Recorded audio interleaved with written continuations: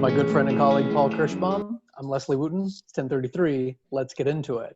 First of all, I want to celebrate with you, Paul. This is our 21st episode. We've got 20 episodes out Wow. here. This is number 21. So Oh, we it's are, legal. We can legally drink. we can legally drink. And I was going to bring up something that you and I have been talking about doing a 10:33 p.m. where we have some drinks and socialize and have some fun with that. So we can legally do it now. I think we should go for it sometime soon because this is our big 21, I guess 21, the 21st episode. So Love it. I love it. yeah, congrats. So today's topic, the cost of training. So let's go yes or no, Paul. It's easy to replace an employee. No. Yes. Nowadays, no, it's not easy to replace an employee. Okay. What you're hesitant on that one. Like, what's the yes? What's the no? People, I mean, at times it is easier, but it just depends on the employee. I guess that's where I'm coming from. Sure. I mean, if it depends on the tenure of the tenure of the employee, the experience of the employee, the not experience overall, the experience in your operation. Sure. So if a lot of that's exactly what we're going to explore today is well, it depends on who you're replacing, because if you look at it only as it's easy to hire somebody, sure, I could give you a yes there. We can go through what it takes from an HR standpoint. We've even got hiring talent episodes on here where you could cut out a lot of that and just easily hire somebody. But to hire the right person is very different than just hiring anybody. And the cost of training, we'll start talking about, are you just training somebody new or are you replacing somebody, and who was that? So without considering the cost of purely training, and let's not even consider training new people, just outright, what is the value of a good employee? there is no value. It's unbelievable. A great employee has worth its weight in gold. You know, I think that the ones that have been around for a long time, that have been with you for a long time, that are a good employee and you can trust, you can't measure that. You really can't. Okay. Then let's go a step up above that. What is the value of your best employee? Oh, wow. I mean, could you say that that's just the business? It is. I mean, your best employee is what you are, right? Okay. I mean, to me, you know, you can't function without your top tier best employees. I'm plural, you know, making it more than just one, but that top tier, the ones that you lean on and trust, there is no monetary number. Maybe your sales. That's the cost of it. Well, what's your bottom line? Maybe that's the value of your best employee. And I'm with you on this, where it is such a hard thing to put a cost on training, because you're not just evaluating the technical cost of it, which I've worked in a lot of places, and that's something that you got to bring to the table. You got to be able to show the dollar amount for bringing somebody new on. But at the same time, how do you compare that to whoever you've lost? What are you mentioned trust. What are the intangibles about good employees that you can't put a cost on? Trust, so you know when you're not there. So like just a relaxation, like a confidence that you can't buy. Like it gives you the ability to have a work-home life quality and balance as a manager and as an operator, knowing you've got good employees in the building. Yeah. I mean, it's just that feeling inside, that gut feeling of not that gut ball, not stressing out over every little thing while you're not there. The flow, just you can't put a price on, you know, the staff, and it's you know, the way it feels and how it runs, and the positivity in the room, you know, the culture that person bleeds into it. There's a lot of intangibles. Even the customer, you know, you can tell, you know, we can track how many customers come in during a certain time, but how do you know if it's for that person? So Right. you in the deep down, it is, but you can't put a number to that. Right, unless you're taking surveys, and then even those are Yeah. inconsistent and may not capture all your data. How many times is a customer coming in requesting a certain section, or Yeah. because they know a certain cook is there, or because the family member's working, or whatever it is that they're coming in, and how many times is it that employee that is the reason that they come back to visit, where Yeah. you might have a badass business model in a fun establishment, but it's still one person in that building that brings people back. And I know time and time again, that is our goal: butts and seats, return guests, bottom line. And sometimes that is exactly pinpointed onto one person in the building. And although we're still going to have this conversation, it's extremely hard to put a cost on that value there. And Yeah. I think if you are talking about replacing that caliber of employee, that is so hard to monetize. Yeah. So hard. I think we generalize a lot of stuff number wise because we really don't know. I mean, we do. Mm-hmm. I mean, come on, your best employees work the best shifts Yep. usually. Mm-hmm. So They should. what are you Why gonna do? wouldn't Am I gonna throw my best person on the slowest shift just to see if something changes? Maybe. I mean, maybe you could do they? that, Sure. but then now So there's probably ways to somewhat, but there's, like you said, there's no concrete way to kind of just blanket. We do blanket it. I mean, I have a formula kind of that I go by, but it's Sure. generalized. I give like a large range. Right. Right. So we're talking about good employees and even the best employee. Now I want to go into what any company's bound to have is what they consider the worst employee, or even a bad employee. Like, let's just say bad employee. Now, I want to confirm with you, just for the sake of this conversation, that I'm not talking about somebody who's stealing from the company, and I'm not talking about somebody who's needing to get fired. I'm just talking about the low rung, normal, the barely passing employee. Okay, we're bound to have some of those. They show up on time, they do their job, they're not inspiring other people. They're staying around, they do their job, but they're just not your best. This is not, when I say the worst, I'm not talking about somebody who they're is not ripping you off. they're not physically costing you money by the means of taking money out of your restaurant. Yes. So they might be costing you money on the upsell and stuff like that, but they're not it's not an operational loss. Yeah. So for the sake of this conversation, when I say you're bad employee or worst employee, I'm not talking about the person who needs to be fired immediately. Fair? Yeah. All right. Fair. So what are the intangibles there that you can't replace, or are they easy to replace? There's still got to be something there. They come in on time, they know the rules, they're wearing their uniform, they know the menu, they know the point of sale, they know what they're supposed to be doing, and maybe they go unnoticed for months or years, and even your best employees work with them like, oh yeah, I work with Leslie, I see him from time to time, I don't know, he doesn't really get in my way. Yeah. There's still some value to that, isn't there? All the time you invested in them. Yeah. I mean, and all let's the just time be honest. Yeah. I mean, that's a legit thing. You spend a lot of time training them. You spend a lot of time teaching that POS, the menu. Now, is that person a top performer? Well, obviously not. No. But still performing, because if he didn't perform at all, they'd be gone, right? Correct. If there is zero value, that's not what we're talking about. That's a different conversation. Yeah. We're just talking about that bottom thing. So I think is the time and effort you've invested in that employee. I think that's a tangible thing, tangible value. Now the untangibles are, they're the same thing as the top one, just maybe in a different way, and maybe in a negative way. I'm not 100% sure. Well, I mean, there still is the confidence that I can leave and I know that it's going to be done.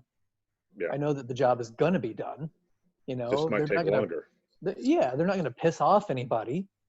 There's also the argument that they are saving you money because you're not currently investing in training somebody else. Yeah, I'd agree with that. Because they're there. Mm-hmm. So currently, yes. And you and I also agree.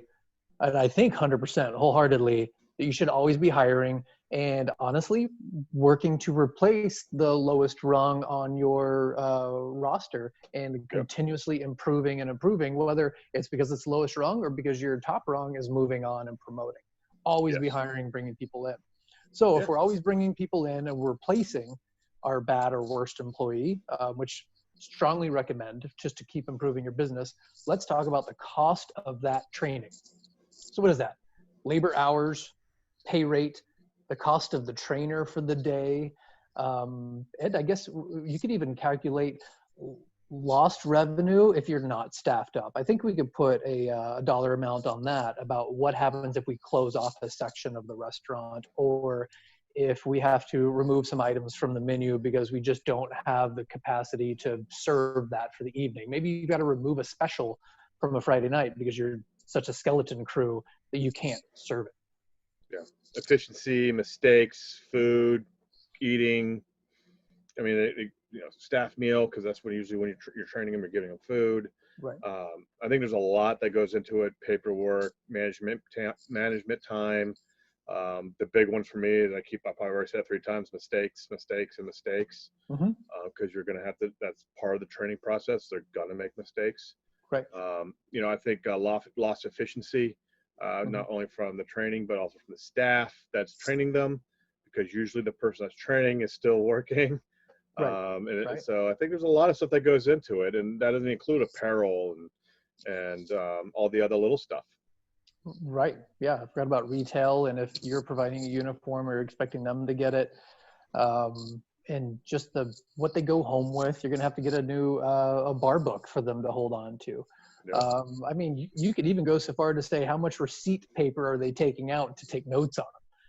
Did you get them a notebook, or are you providing pens? What's going on here that you're providing in order for them to get up to speed with what's going on? So their hourly pay, you've got somebody else who's training with them, and help me if there's an operator out there that doesn't have somebody who's helping them, and they're legitimately just saying, follow Leslie and Paul around for a shift and good luck. That happens more than not. I think so. And I think even if somebody, other than corporate, that happens a lot. It's just, I mean, I think I'm a pretty smart guy and I know the industry pretty well. And I think there's a lot of capable people in this world, and I'd be one of them who could go into an establishment, follow somebody around, and figure out what your best practices are and be able to replicate that as a new server or bartender. No problem. I'm fully confident that I could do that for a new business. But where's my motivation? Why would I want to do that if you're making me have to figure it out? Yeah, I agree with you. I mean, I could walk into a bar and bartend. Pretty much. Am I gonna make mistakes? And yeah, absolutely. Mm-hmm. I mean, people know how to pour drinks, but you're right. If you're trying to do this as for your culture and for your team and build it, I mean, you need to have a plan. Just somewhat of a plan. Mm-hmm. Even if it's 2 days. I mean, it's better than just throwing the person to follow for a day or two and saying, "Are you ready? Do you know how to use the POS system?" And I've been there. I've done it. Right. Or even they're like, "Hey, go get this for me." I don't know where that is. Yeah. You ask them, there's a spill, and you're like, "Hey, I'm going to watch the spill so nobody trips. Can you go get me a broom?" Like, I don't know where that is. Well, you're costing me time and effort because I did not take the 5 minutes to give you a tour of the facility. Little things like that. Like, you've got to have somebody show them around, and that's a cost. That you've got to make sure that you have somebody dedicated to them, not just working their shift and hoping that they half their time between taking care of your guests and taking care of the new person, because I'm sorry, that's actively asking for them to take away from your guests. Yeah. I think that's worth the investment right there, making sure that you're, paying for training. One, if you're bringing people in and you're not paying for them, they're going to collect together everybody who's ever worked for you and not been paid for training, and you're going to have a lawsuit. Two, you've got to make sure that you've got your trainer who's dedicated, whether it's an hour before your shift, hour afterwards, hour in the middle, or if you're willing to give a full 5-6 hours for a trainer to help this person get up to speed on the menu, the point of sale, where the broom is located, where to go for help, what the uniform standards are, all those things, and you could do it quickly. And I think you can do it efficiently as well, but you've got to be able to track what that is if you want to put a cost to the training. Absolutely. And I mean, a funny one that popped up in my head while you're talking was POS. You know, a lot of the legacy systems, you don't have an extra POS system in the back for them to train on. You know, you're taking away from one of the monitors. And then, I mean, but some of the new systems, some of the cloud-based systems actually do have it where the trainee can train online on a mirrored version of your system. That's just a training version. No tickets get printed to the kitchen or anything like that, or anything get rung up. So you don't have to take away from what you have on the floor. So you've put these numbers together, and we're just in this conversation, we're already coming up with new ideas of, oh, we could include that too. So this number, each time we think, oh, the point of sale not being available, or them taking a pen or whatever, we could add pennies and pennies and pennies and dollars, and eventually tens or hundreds of dollars to the cost of training. And whether that total number is $1,500 or $2,000 or $5,000, you could, in any given business, identify what your base cost for hiring a new person is. Yeah. Okay. So let's say that that's $2,000. Let's just give it a random number. Is that anywhere close to the random number you'd come up with? It's pretty much right in the middle. I usually say between, for a server / bartender, and even cook, it's roughly, $1,500 to $2,500. Fair. It can be way more. It can be way more too, depending on what you do. I've worked with places that basically had the follow them, sink or swim, good luck to you mentality. And obviously that training cost is low, but also the fail rate is low. And I've worked with places that took 2 weeks to train people, and they gave them full weeks. So I'm like, okay, so that training cost is high. But I think for the sake of conversation, let's go with $2,000. Sounds good to me. Is that number the right cost to replace a good employee? A good employee? No, I'd more than that. Yeah, right. So they're still not replacing a good employee. No, that's just pure cost of training. Yeah. Is that replacing your best employee? No, not even your worst employee. I totally agree. That cost of training isn't even worth the cost of replacing the worst employee you have. And yet again, I'm just going to say it. I know that I hit it home a whole lot. I'm not talking about somebody that should be fired or that's stealing from you. I'm just talking about somebody who arrives, they wear the uniform, and they do the job. Hiring somebody to replace them, still not equivalent to the $2,000 number that you might put on what it takes to hire somebody. Yeah. I mean, when I talk about it, I'm just talking about the cost that it costs to train somebody. Period. Not any of the other stuff. I mean, not even retention. I mean, what the average employee, it's 2 months, I think it is now. Oh, goodness. In the restaurant industry, I think it's like 1 month, 29 days or something like that. Yeah, there's a reason why our attrition rate is over 100% annually. Yeah. Yeah. And so, I mean, that's a whole different, I think, a different part of the numbers. I'm just talking pure training. I mean, just the time, the effort, the resources it takes. It's not cheap as it is. Now, you said you could be in places like, sink or swim. Still costs money. They're following somebody. So they might be costing you money, and that's kind of the cost of training, because they cost you money when you train. Not only, physical money training them, but they cost sales. Well, I'd even argue, hands down, and as loud and on as big of a soapbox as I can find, that if you don't spend effort into training them, spend money on training them, the cost of training in the long run is going to pick and eat at you from the mistakes, from the motivation, from the guest satisfaction. You thinking, oh, I can train them in 2 days, and then half-assing the training, no trainer, no schedule, no tools or resources, and then they go hit the floor and they don't know all this information. You're like, what's wrong with you? Like, what's wrong with you as a business owner? Because that's exactly impacting your guest experience, and that's going to affect your bottom line more than having saved $300 or $400 on training. Yeah, and especially if eventually that person needs to train somebody new. Ooh, oh yeah, yeah. So it Imagine using slowly that new erodes it, person. erodes and erodes and erodes. So it's like, So how long does somebody have to be working past the time that we officially say training is over? How long do they have to work past that to hit your break even point? At what point do they earn back the money and you've broken even? I've never thought about that. There's got to be a point that, hey, you hire this Yeah, person, spend $2,000 on it. We've got to be able to calculate how much you're making off your employees. I mean, yeah, that's the whole point of business. How much are you making? Are you making $15 a day? Are you making $100 a day? Is yeah. it going to take 20 days on the floor working for you to get that money back? That'd be like it'd be like a dive into check average Mhm. and sales and per employee. Yeah, that'd be interesting. But then if they have different shifts, I mean, there's a lot of Yeah, metrics that have to get right. But wow, I'd say at least 2 months. I was going to say 2 or 3, Guessing. depending on part Yeah, time, full time. Yeah. I'd say if they got it quick, 2 months. If they take a little longer, a little more Mhm. support or coaching, Mhm. I'd say maybe 3 if they're there. But I mean, that's again if they're there 2 months.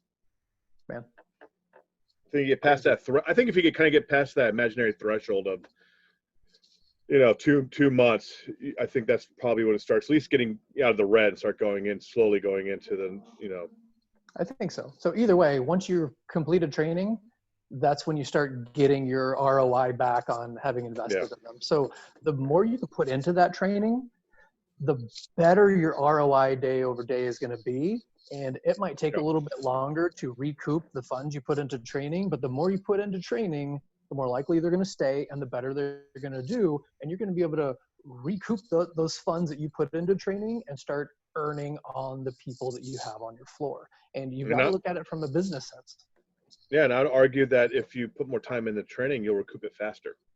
I'd argue that all day long, but I've worked with so many operators that are talking about today's dollar and not the future dollar. That's why a lot of operators are hurting right now. Yeah. Yeah. I mean, if you're playing that game, hey, listen, we all been there. I'm not saying like this is not this is Fact. dream world Yeah. sometimes, but when we hit with COVID, I mean, we're lucky as a family that we try to stay ahead of things.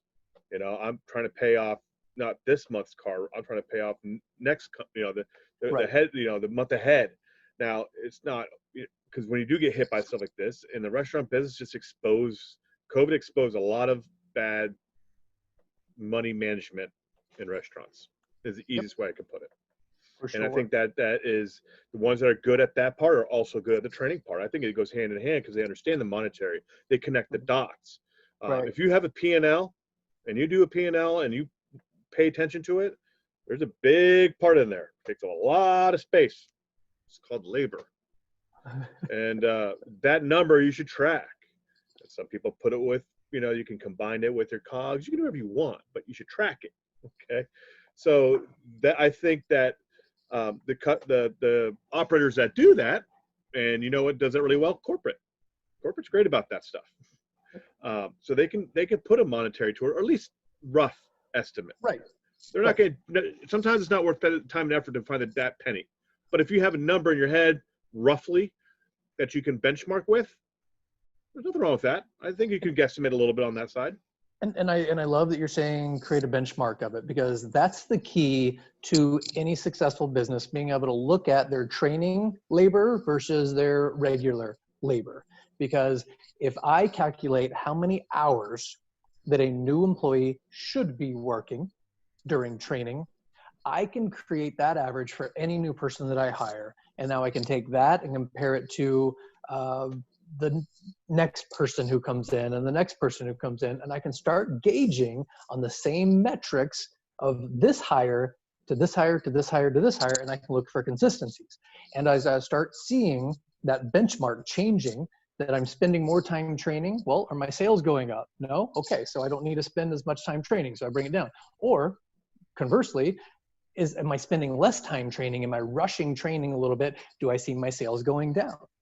And Yeah. I think you'll start seeing that with this entire conversation. We're recognizing, calling out how difficult it's going to be to put a number on training But I think that the key right there is what you said. Find a benchmark, find a number, find the metrics that you want to track, and track that over every new employee over time, and start looking at the consistencies you have going in. Because if you train one chef or one cook at 25 training hours this week, but then you hire somebody else and you give them 10, are you going to see the same results? Yeah, I mean, obviously benchmarking results and tracking is important. Look at corporate. I mean, and I'm not talking restaurant business. If you go into the grocery store, if you go into Big Lots, if you go into Home Depot, you always get a receipt. The cashier stops, usually writes his name or her name on top. It says, please fill out this survey, get $500. Sure. I've actually won one of those surveys. I won a grocery one, got $500 gift card. It was awesome. So I fill them out because I just want free money. Milk. So, I mean, CEI, was it CEI reports and the customer experience index that we were bonus stuffed that in corporate, like bonus stuffed it. And they use those reports not just to bonus your management, but also if you're doing training, or, you know, if you have a big gap in training or a big surge in training, they'll track that CEI and see where you're going. If you're going down because you're training, well, then we got to work on your training. So they do use that metric a lot. I know for a fact because I've been a part of it. It's cost me or made me money. I think the consistency is going to be the key here to whatever you're doing to track your training, whether it's labor hours, training labor hours, trainers, tools, resources, materials, whatever it might be. Put a number on it and start solidifying that number for every employee you come in. The true answers are going to be unique for every business, each location, and really it's going to come down to who you are replacing. Because remember, are you replacing that bottom rung employee, or are you replacing a great employee? And how long is it going to take for you to recoup that, depending on who you're replacing them with? So clearly it's not easy to put dollar amounts on training, but it's definitely possible. And we can determine what the right amount is for your business if you consider everything you need to move forward. And like Paul said, find that benchmark. Any final thoughts, Paul? I mean, benchmarking, you know, accountability, and that's usually in the management side of it. You know, I think people don't take it as seriously, you know, and I walk into restaurants, like I said, I'm in 300 restaurants a year. And a lot of operators, and, you know, some of you guys out there, and I implore anybody to challenge me on this. You know, operators are worried about the 1% coming in the back door, you know, 1% on an invoice, or 1% for the, you know, increase or decrease. Cost, I want to get this down to 1%, 2%. Yeah, if you get 1%, if you're a $1 million restaurant, you're doing $1 million of sales a year, and you knock it down by 1% per week. I mean, what are we talking? $200, $300 a week, around there, a month? I'm just guesstimating. I haven't done the math. But what does it cost per month to retain an employee? If you lose somebody because you're not focusing on your training, you're not focusing on retaining, you know, I would focus more on my staffing than I would care about the 1% in the back door. They're all important. Okay, now if it's like 20%, a big difference. But if you can do all of it, great. Yeah, but I mean, I think that one thing.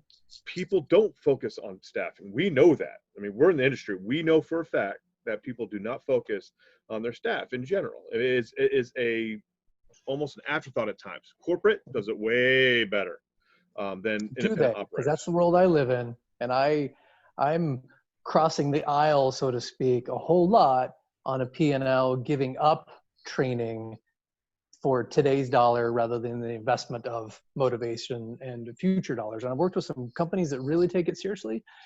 And I've worked previously for some companies that don't see the value in training. So it could go either way. And I'm easily labeled corporate. Yeah, I mean, when I went through it, when I was a kid and I was a server, I remember one of my first server job was Chili's. I mean, I think it was 2 weeks before I got on the floor. And you know, I was 18 and probably couldn't tie my shoe, but I mean, it just, you don't know, not many independent operators really spend the time on the training that the corporates do in general. I am blanket generalizing here. Yep. So I think focusing on that, making a benchmark, making it attainable, the training has to be attainable, can't be so hard that you never get out on the floor. But Right. I think that spending a little more time looking at staffing training and how much it does cost you to spend a little time on that, you're going to realize how much time you need to spend. You're going to realize how important it hits your P&L. Right. Fantastic. So for those of you who feel like you've mastered training and can calculate the true ROI, give us some feedback. Join the conversation below. Tell us of your success. Share your thoughts and ideas with anyone else, or tell us about the time that perhaps you skipped over training and what those results were as well. Leave a comment. Be sure to follow the channel. Show some love, and we'll keep coming back with some more strategies and insights to help improve your operations. Thank you so much. Thank you.